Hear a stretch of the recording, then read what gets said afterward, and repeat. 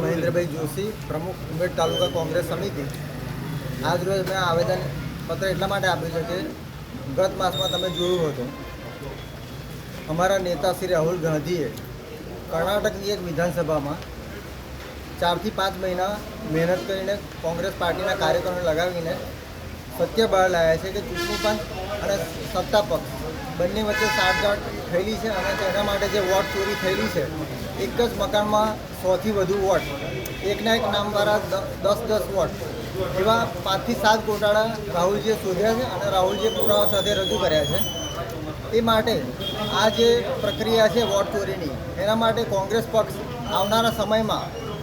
સમગ્ર દેશમાં તાલુકે ગામડે જઈ અને